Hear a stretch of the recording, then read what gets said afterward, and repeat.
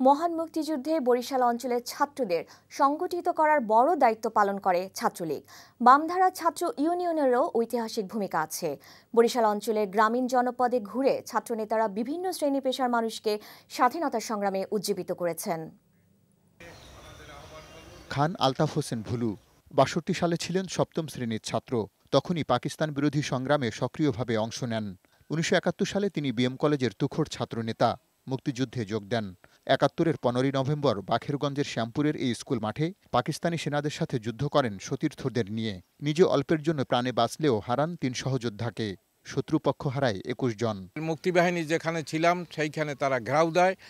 ঘেরাও দিয়েই তারা একটা মোটর ছাড়ে, টিনের ঘরে আগুন ধরে যায় এবং ওই টিনগুলো সব যে খালের মধ্যে পড়ে। বরিশাল অঞ্চলে মুক্তিযুদ্ধে অংশ নেয়া ছাত্রদের অধিকাংশই বিএম কলেজের। পটুয়াখালী, বরগুনা ও ভোলা কলেজের শিক্ষার্থীরাও অস্ত্র চালানোর প্রশিক্ষণ নিয়ে রণাঙ্গনে যুদ্ধ করেছেন।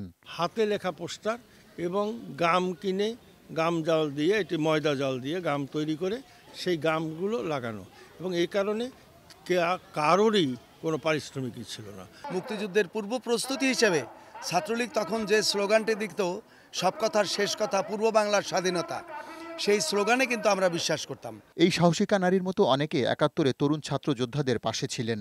সেই স্মৃতি আজও আবেগতাড়িত করে অজানা এমন অকুতোভয় মায়েদের। ওরাই বলতো যে আজকে অনেকদিন মায়ের হাতে রান্না খাই নেই, বৌদি দেবেন রান্না করে আমরা খাবো। হাতে লেখা কাগজের পোস্টার, রাতের আধারে দেয়ালে প্রতিবাদী লিখন ছিল পাকিস্তানের অপশাসনের বিরুদ্ধে ছাত্রদের প্রচারণার অন্যতম মাধ্যম। তৎকালে মূল্যবান ১ আনা ২ আনা দিয়ে ছাত্রদের সংগ্রামে সহায়তা করতেন মুক্তিকামী জনতা। ৪তলা সব হোটেল করে, ৫তলা সব হোটেল করে, লাল পানি খায় পরাণ ভরে, লেগের হ্যাকমতের নাই তুলনা দিনের বা। এই কারণে আমরা তো যুক্ত ফ্রন্টের ফরে কইতাম, এইসব গান টান গাইলে লোকজন জড়ো হইতো, তখন নেতারা বক্তৃতা দিত।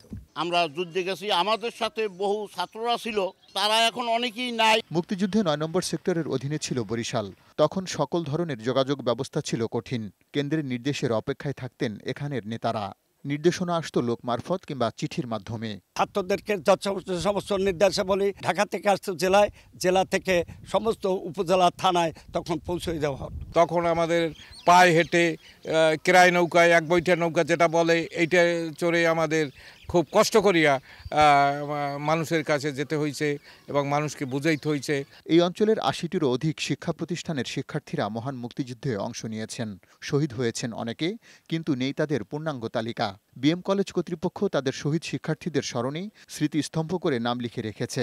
বরিশাল শহরের একটি সড়ক বিএম কলেজের শহীদ ছাত্র মীর মোস্তাক হোসেন সেন্টুর নামে করা হলেও তার মতো আত্মত্যাগী আরও অনেকেই এখন বিস্মৃতির অতলে।